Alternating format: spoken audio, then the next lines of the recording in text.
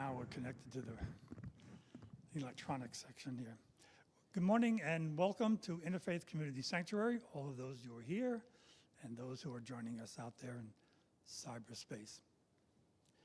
So this is our fourth Sunday here at Interfaith Community Sanctuary.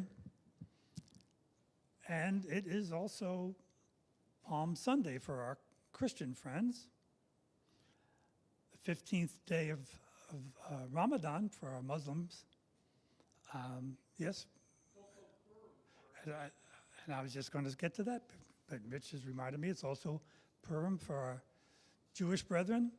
And it's also what they call Chote Holi, which is the eve, basically, of the Hindu celebration of Holi, H-O-L-I, which begins tomorrow. And on Chote Holi, they build these piers so that they can have bonfires tonight to usher in Holi. So there's a lot going on, a lot to celebrate. And we have our own celebrations here at Interfaith Community Sanctuary. Every one of our services begins with some traditional offerings of ours.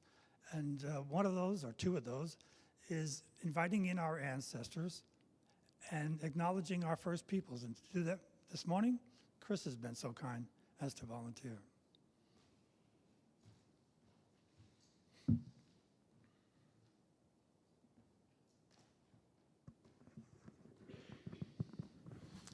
Good morning, everyone.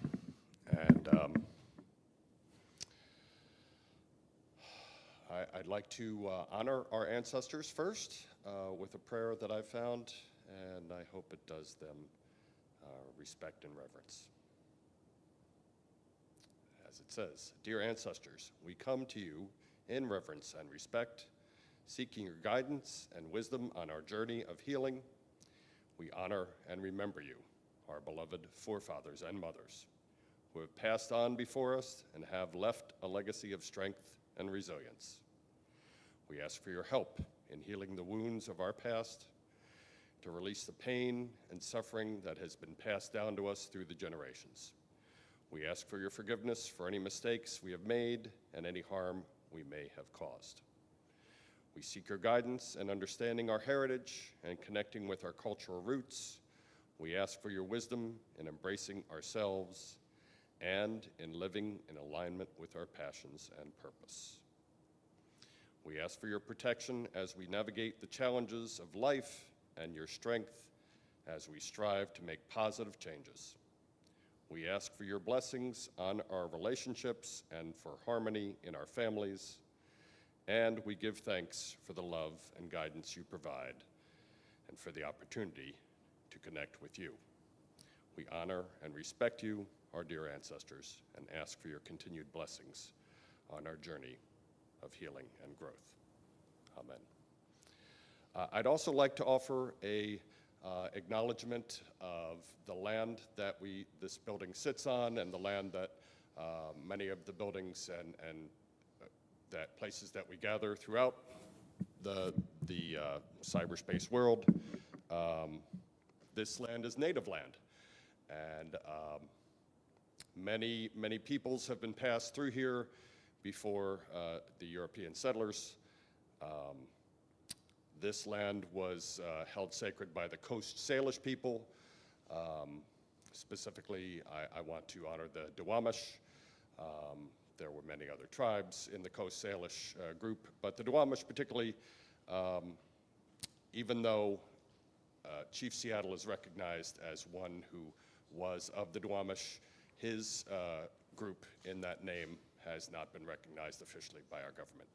We hope that someday it does occur. I can direct you, if you'd like, to look at realrentduwamish.org. And also, there is a lovely structure that, as I crossed over the West Seattle Bridge, I realized I could see it from my highway. The longhouse of the Duwamish people is there on Marginal Way, right near Harbor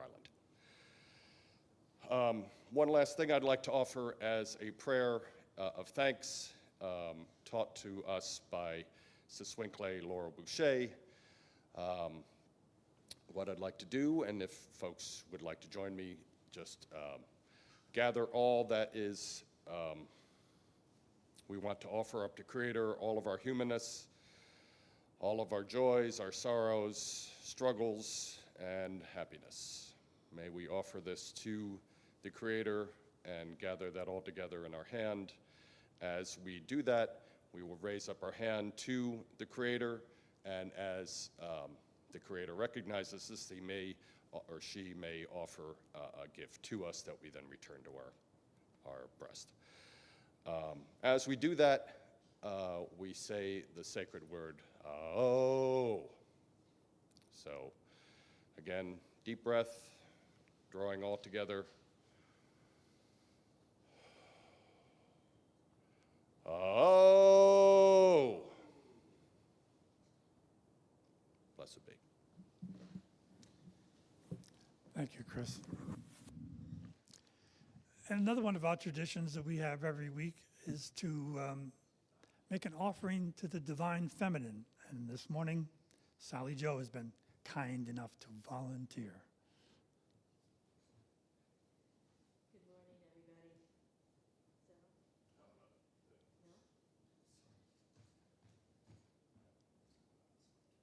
No? Okay. Thank you. Good morning, everyone. I'm going to offer a little personal reflection here for the Divine Feminine this morning.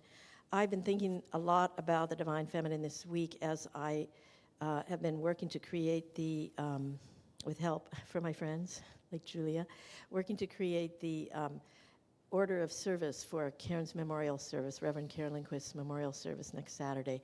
And it was Reverend Karen who over almost 25 years ago now, introduced me to the concept of Divine Feminine. I had never heard the term before, and it was kind of surprising to me. I thought, well, what does that mean?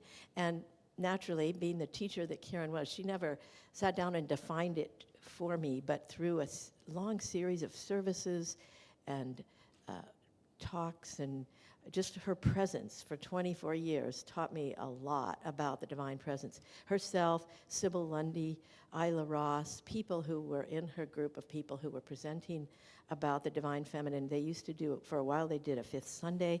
Then for a while they were every month, once a month.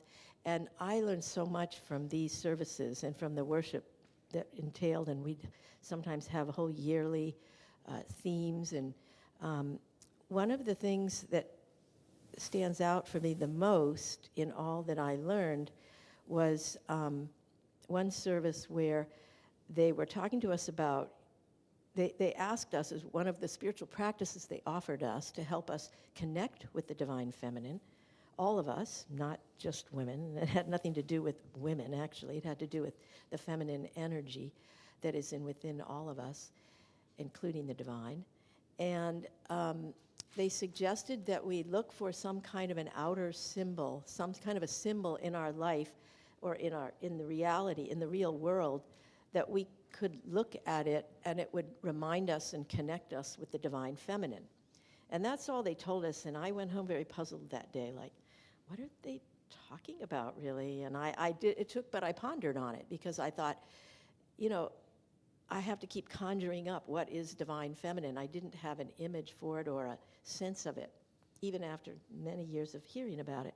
So one day I was lying in my bed and I was looking out the window, which I often do, because I always have a window, south-facing window in my apartments. That's important to me. And I was looking out the window, and there's the full moon right in my vision, and I love that. Oftentimes I'll wake up in the middle of the night and it'll be shining in my face, and I wake up and notice that. But this time I was awake and I was looking at it, and suddenly I thought, there's my Divine Feminine. She is my Divine Feminine, and I'm always seeking her. I'm always looking for her. I remember once, and this came around the same time, really, I had been standing in my same apartment talking to my daughter, who at the time was a teenager, and she and I were having some kind of a conversation, and I was facing the window, and in the middle of her talking, I said, "Oh, look at the crescent moon." And, you know, it had nothing to do with what we were talking about, right? And she looked at me and she goes, "Mom, I think you're in love with the moon. I think you should marry the moon." And I just thought, she wasn't mad at me, but she just thought, why are you thinking about the moon right now? But it was around this same time that I realized that the moon could be my symbol for the divine feminine, and it has stuck with me that way. And so I just offer that to you, and as an experience that I always say was a gift from Reverend Karen. Thank you. Thank you, Sally Jo. And I like that our offerings here and our celebrations here tie in directly to the 7 steps that Bastian is outlined here in his book, Interspiritual Meditations, this book that Reverend Karen has suggested that we use kind of as a schematic, if you will, for our Sunday services, but also it can be used as a template to develop our own personal spiritual practice as well. So I know several of you have gotten this book and read it. It's not necessary, it's not imperative that you do, but it's interesting, and we're trying to tie this in and in respect to Reverend Karen's wishes, and it's an interesting connection. We see our expression of gratitude, of compassion, of inspiration reflected in these contributions we have this morning. So this morning, as we seek to deepen our understanding of and our commitment to our annual discernment, which this year is making a home for the mystic heart, we are being asked, what is our ultimate spiritual goal?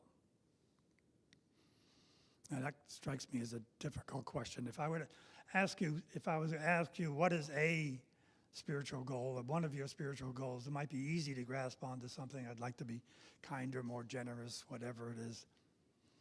But ultimate spiritual goal takes a little more thinking, a little more reflecting.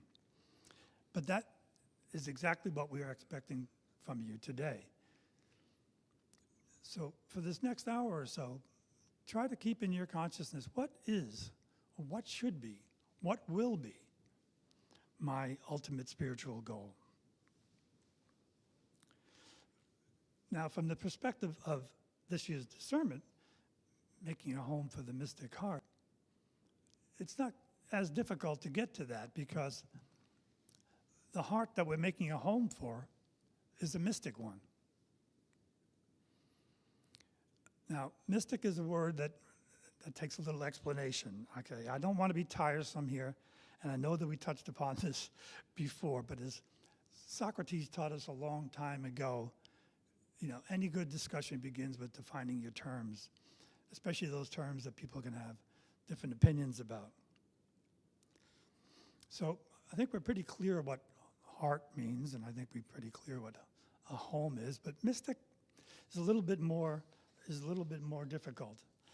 So one definition I previously referred to is the formal Oxford Dictionary definition, which I happen to embrace, but it is technical. It says, a mystic is a person who seeks by contemplation and self-surrender to obtain unity with or absorption into the deity or the absolute.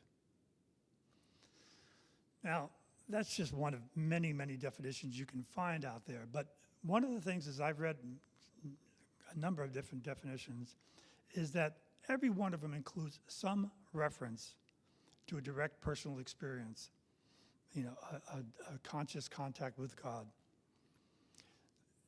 Not an intellectual understanding, not a matter of having sufficient faith, but a direct subjective experience. Now, Mirabai Starr, who some of you may know, she's known for her translations of medieval mystics, and is also a person who's known for her involvement with the interspiritual movement. Here's what she says. A mystic is a person who has a direct experience of the sacred, unmediated by conventional religious rituals or intermediaries. She goes on to say, a mystic may cultivate these experiences through meditation, a kind of turning inward and allowing yourself to just abide in a space that makes it a welcoming place for the sacred. So when she says making a welcoming place for the sacred is tantamount to our discernment for this year, she's saying the same thing as we are, making a home for the mystic heart. And when she says that we may cultivate that experience through meditation, she's saying the same thing as Bastian is saying when he talks about building our spiritual practice with meditation as its foundation. So whether it's making a home for the mystic heart or a welcoming place, as Mirabai says, it's not meant to be a particular design or a specific, explicit spiritual path. It is simply a recommendation that we create a home, and as Bastian says, a path to it, based upon self-knowledge gained from silent reflection in meditation.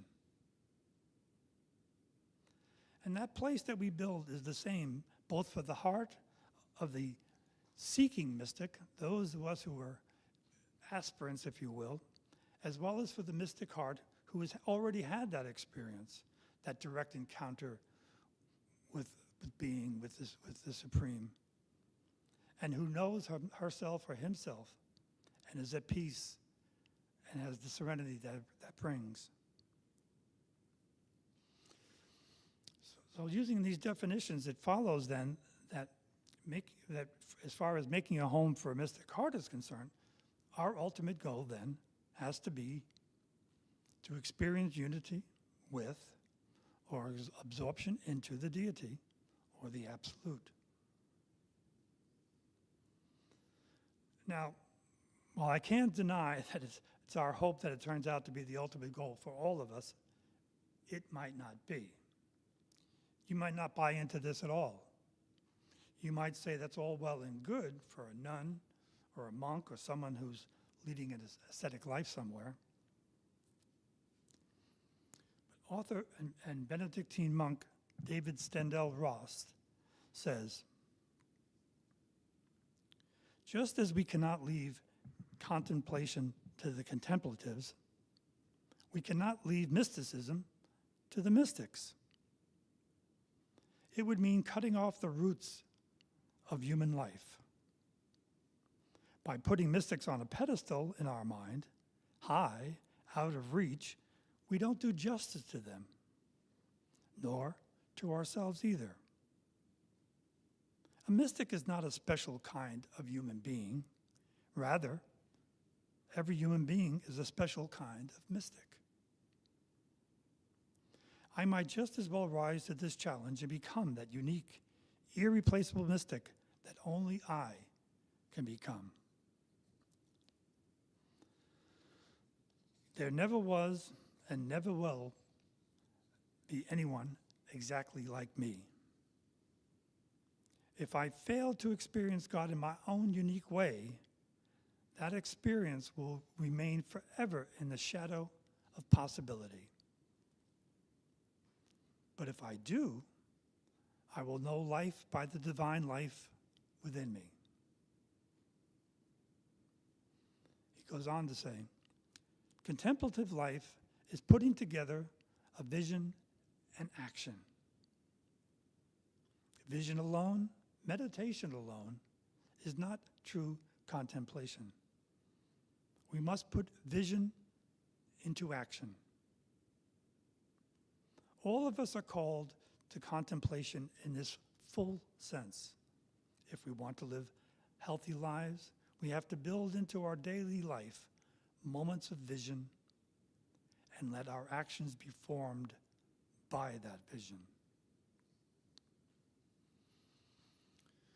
So vision and action gets us back to exactly what Bastian has been saying when he speaks about establishing and sustaining a spiritual practice built upon a foundation of meditation. It's making a home for the mystic heart. But as I see it, it doesn't matter what material we use to construct our home, whether it's contemplation, prayer, meditation. whatever it is, we choose just begin with whatever it is, because the definitions for prayer, contemplation, meditation are very vague, and as I tried to do, go on and look at definitions, you find that they're all over the place. There's no consistent definition for what meditation is, what contemplation is, what prayer is, for that matter. So, whether our ultimate goal at this point of life or not is really more a matter of timing than volition. It's when we do this, because whether or not we know it, we are all aspiring mystics, or perhaps we can consider ourselves latent mystics. Because mystic encounters, unity with the divine, will happen. It'll happen whenever this apparently separate self is removed from the scene, whenever it's taken out of the way. And that will happen to all of us. We will all become mystics. We will experience unity with the divine. If not before, we will experience it when, as Shakespeare says, we have shuffled off this mortal coil. We will all die. So the question then might be, why wait?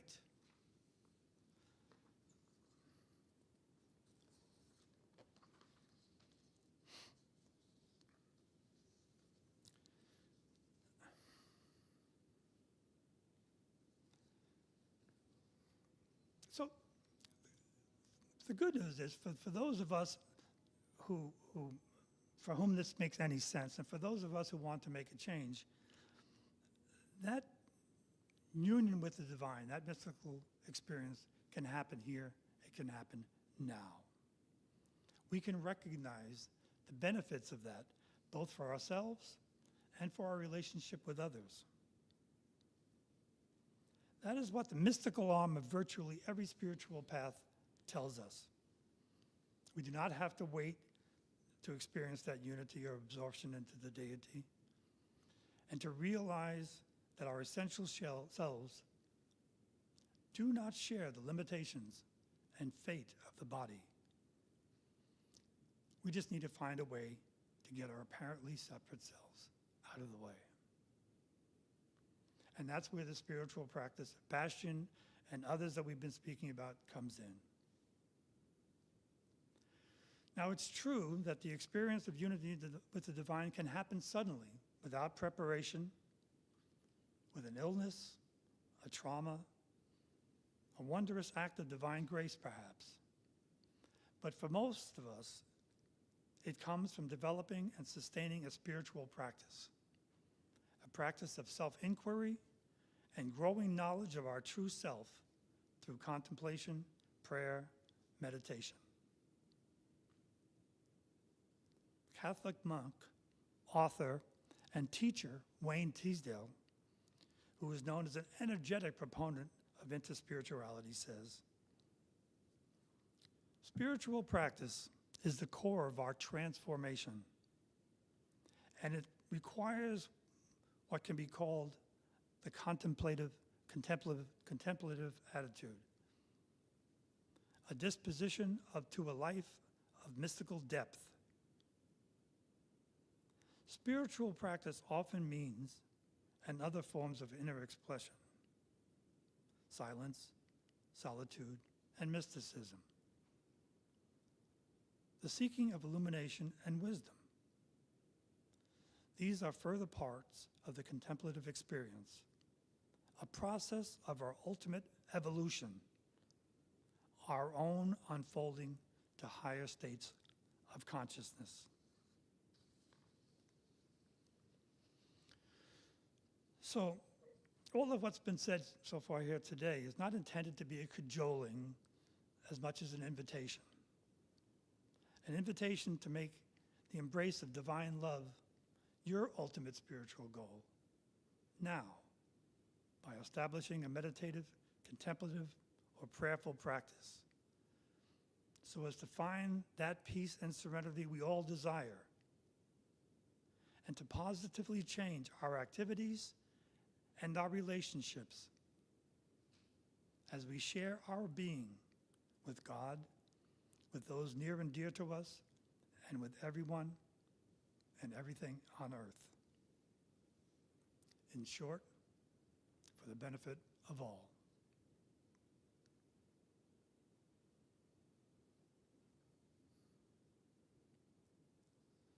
So now we move to step 5 in Bastian's program here, which is mindfulness.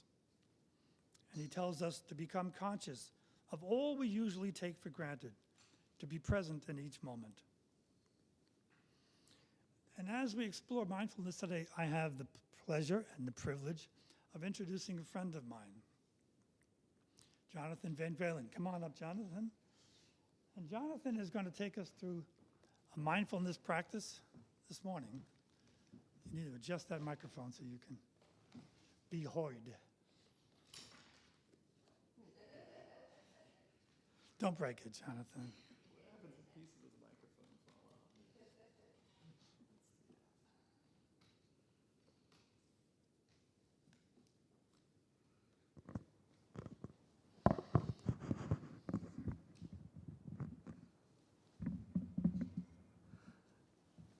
I don't know if, there we are. I think George invited me here today because he knows that, like him, I do enjoy the adventure of barreling towards the deepest truth of who and what we are, which does tend to put us squarely in touch with our mystic hearts. And I think George and I share a lot of interesting experiences, one of which is a fondness for A Course in Miracles. And so what I've prepared today is a combination of things from my own experience and also a sort of mashup from the Course in Miracles.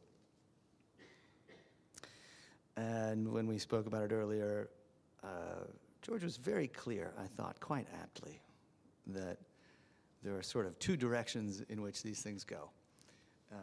When we think of mindfulness, so often it is being mindful about what's out in the world, or being mindful about what's going on inside our own inner world. But it has a lot to do with the world, whether it's inner or outer, being mindful about that. And that there's a second part, which has often been referred to as meditation. And I'm not sure if any of these are better called meditations or prayers. I can't tell the difference. But as opposed to that mindfulness in which we pay attention to the world, whether it's inner or outer, there is this second notion of meditation, which so often beautifully actually does away with all of that and goes to that place in which we retreat from those worlds entirely and just sit in the hand of the divine. So I thought we'll do mindfulness first. Seems like the way.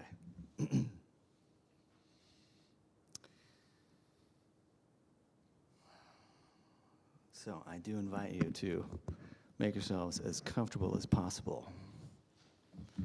If it involves holding your fingers like this, great. If not, I'm not sure it matters that much. But being comfortable as possible often makes it possible to connect with that world, whether it's outer or inner.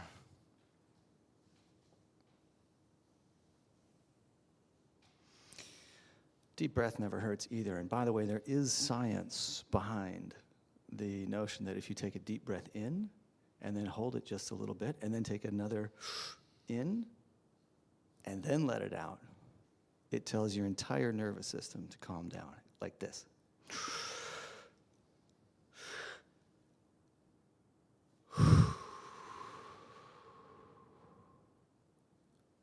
once more.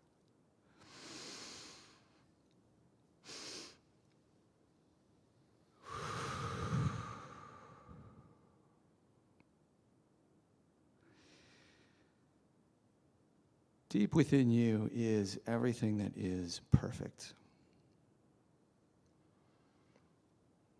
It's past all the imperfections, past all the stories and the histories,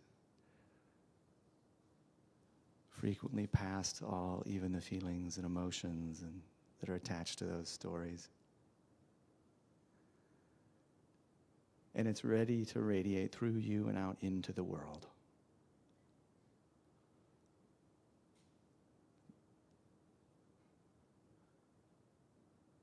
This is a light in you which cannot die, whose presence is so holy that the world is sanctified in you and with you and because of you. So as you go about the world, whether it is the world outside or the world inside,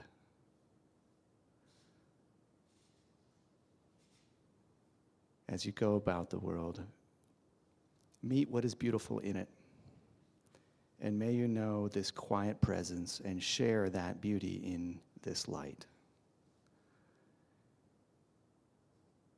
And as you meet what is challenging and difficult and troublesome and even painful,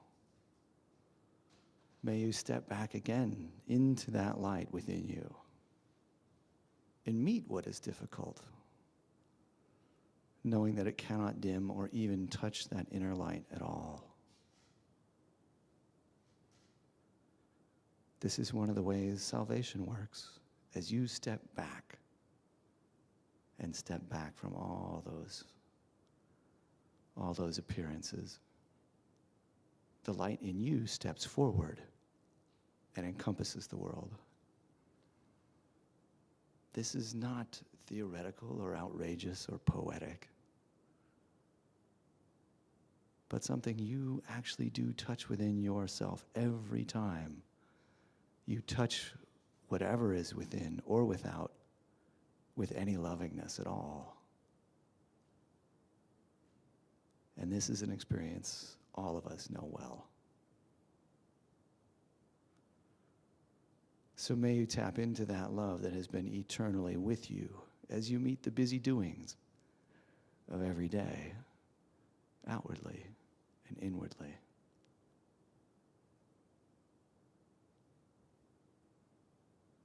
And bring to all of it that lovingness as a mindful practice.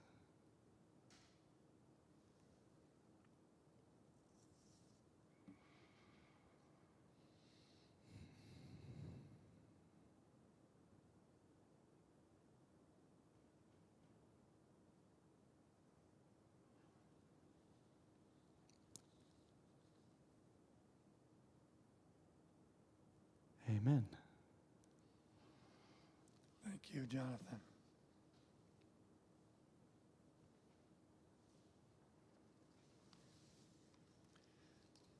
Now we come to that time in our service that we call sharing our wealth.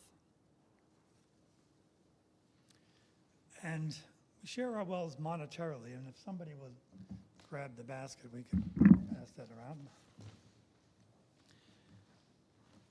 We share our wealth monetarily, and that is certainly critical for our continued operation here in this beautiful sanctuary. But also, there's a sharing of our wealth of knowledge and experience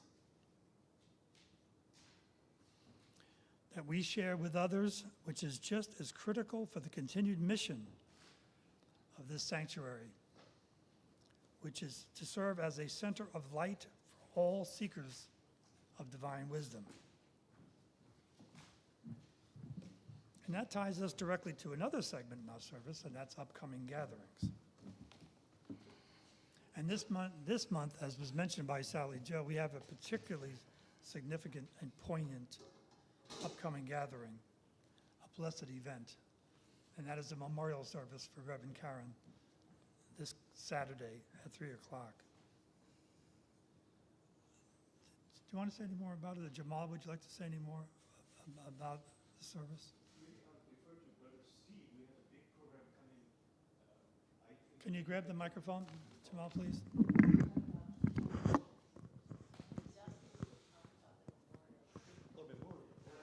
About Reverend Cameron's memorial service. Oh, yes, yes. So please do come. That starts at 3 o'clock. We're meeting upstairs here. We have her family will be here, a close friend. We'll have beautiful celestial music, and we'll have a wonderful celebration on 30th at 3 o'clock. Come early, because I have a feeling it'll be packed. And those we cannot accommodate up here, we'll go downstairs, and there'll be a screen that Zach Brown has arranged for us to see the proceedings upstairs. Thank you. One thing that we want to point out. One more thing, sorry, excuse me.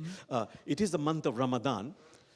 We'll have wonderful food also downstairs that's being arranged. So after the program is over, please come and celebrate Reverend Karen by eating and drinking to your heart's content, actually. And Muslims who will come will not eat, but we have provided small containers. They can take food with them to break their fast during sunset.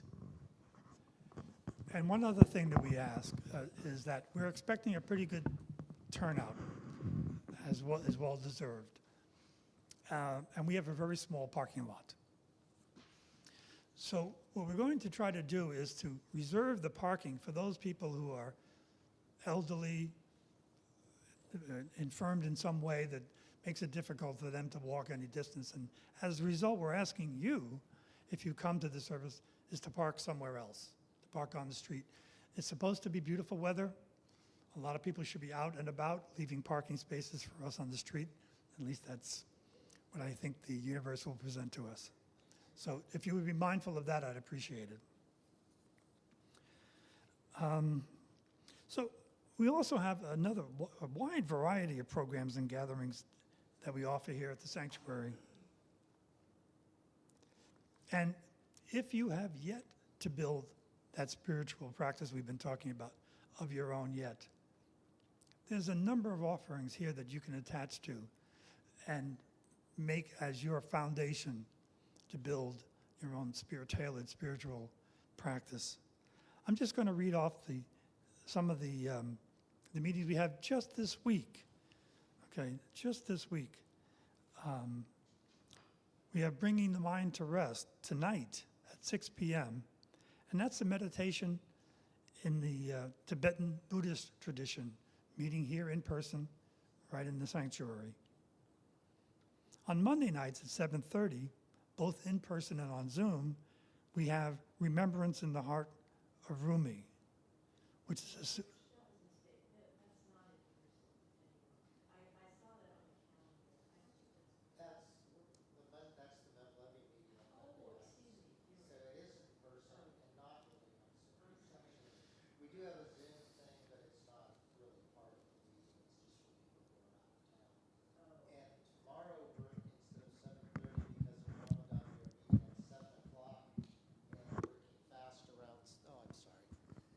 So tomorrow we're meeting at 7 and breaking fast around 7:30, and we'll start Sikr around 8.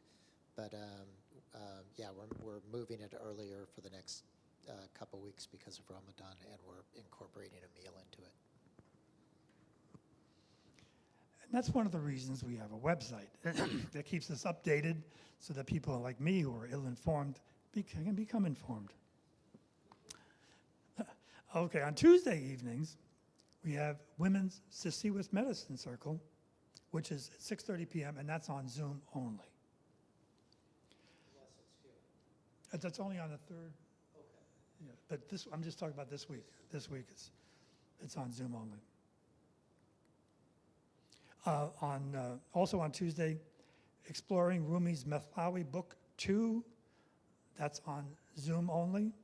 And there's another Exploring Rumi's Methlawi Book 1 this time on Wednesdays at 7 p.m., again on Zoom only. On Thursdays at 7 p.m. in here, we have Sitting in Silence. And that ties in directly to what we've been doing here with Bastian's whole idea of building a spiritual practice based on meditation. We sit together here with no agenda. We just simply sit in silence for a half hour. And what that means is you can bring whatever tradition, whatever experience you want to it. Doesn't matter whether it's prayer, meditation, contemplation, reviewing your laundry list, whatever it is you want to do for a half hour silently. The important thing is we do it together. And then afterwards, whatever wells up in our hearts, we share. It's a bit of an homage, I always like to say, to a Quaker meeting. It wasn't intended that way, but as I look at it, I think that's deserving of comparison. On Fridays, we have prayers in the Islamic tradition, and that's at 1:30, and it's on Zoom only. And then on Saturday mornings, Jamal Rahman has his spiritual development class, and that's 10 a.m. on Zoom only. Is that correct? And so,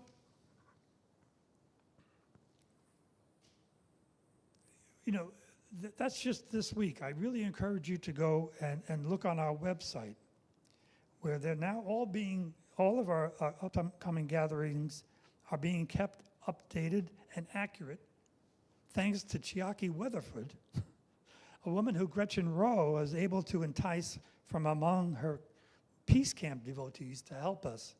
And Chiaki has been a real gift, a boon, because we were floundering there for a while trying to keep that site up, and she's done a wonderful job. Does anyone else have upcoming gatherings? Yeah, I'd like to mention briefly about next Sunday's service. We have a 5th Sunday here in March.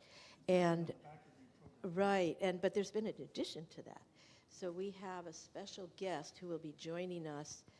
Jamal Rahman and I will be hosting that service next Sunday. It happens to be the Christian Easter, and our topic for the service will be resurrection and renewal. And we have Father Centurio Olabaro, who's one of our very dear friends and Catholic priest from Uganda, who is going to be in town, and he's agreed to join us Sunday and join our service and our reflections. So he will be joining us. We just added that to the website yesterday because I got the final word over to Chiaki.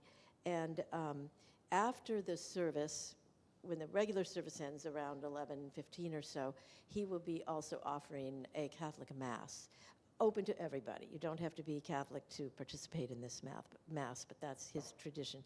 So, and he's done that before for us. It's a beautiful experience. So if you'd like to experience a Mass after the service, he will be offering that as well.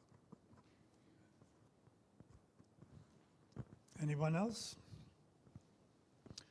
So with that, we move basically to our 6th step in Bastian's program, and that is one of meditation. And again, my friend Jonathan is going to lead us through that practice today.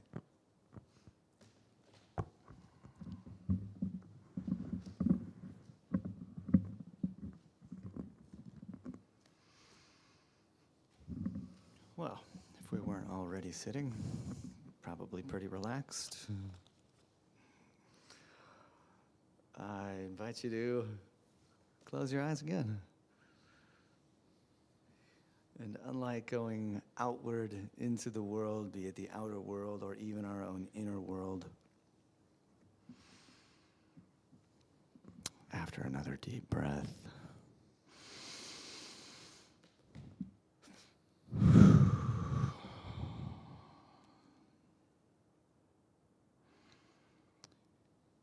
we invite you simply to do this. Be still.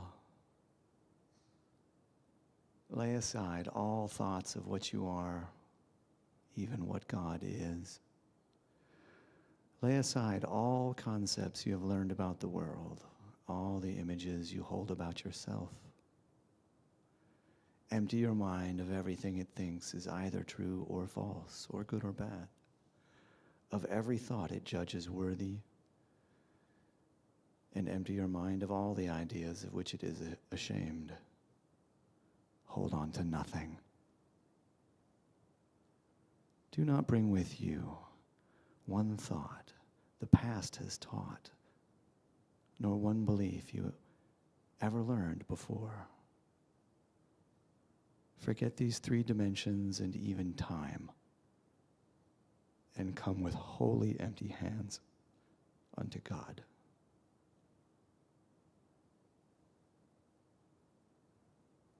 Is it not the divine who knows the way to you? You need not know the way to him.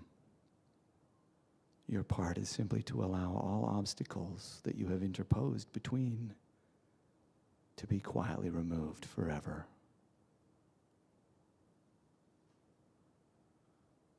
God will do his part in joyful and immediate response. Ask and receive. There's no need to make demands, nor point the road to God by which he should appear to you. The way to him is merely to let him be, for in that way is your reality proclaimed as well.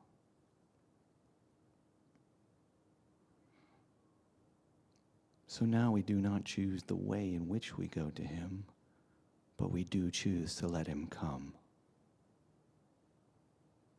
And with this choice we rest. And in our quiet hearts and open minds, that love will blaze its pathway of itself.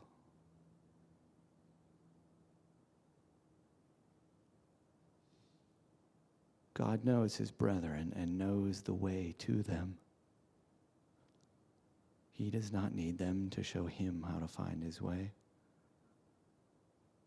Through every opened door, his love shines outward from its home within and lightens up our world, this world, in innocence.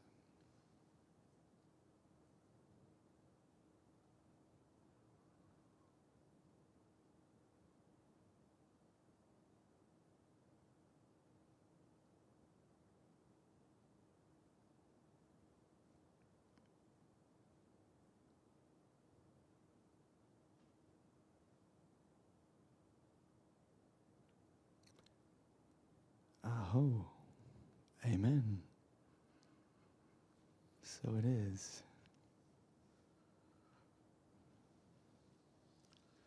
Thank you, Jonathan.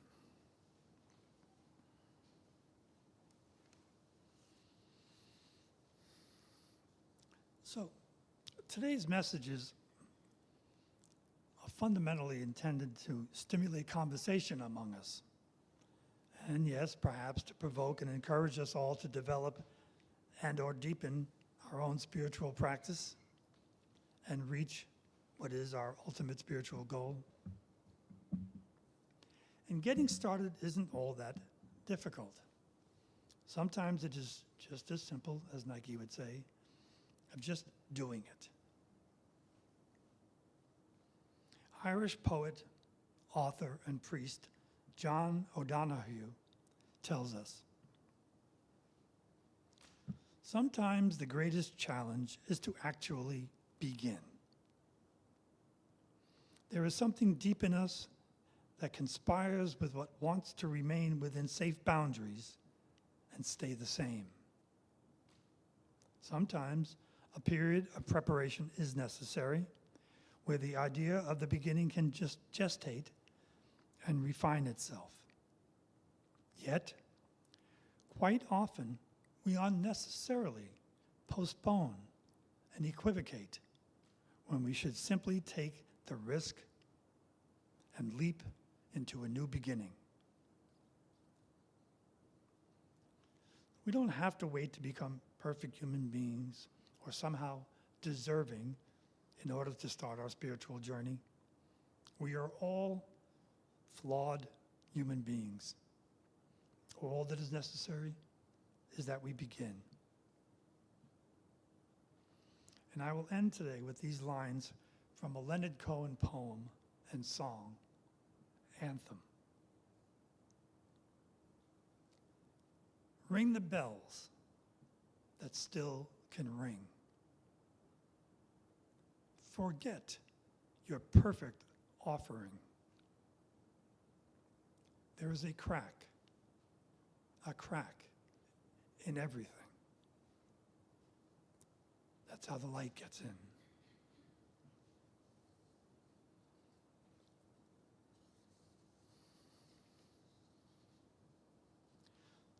So now we want to say thank you and goodbye to our friends in cyberspace, and also say thank you and goodbye to those ancestors who joined us today and have been so kind as to support us. Goodbye to all.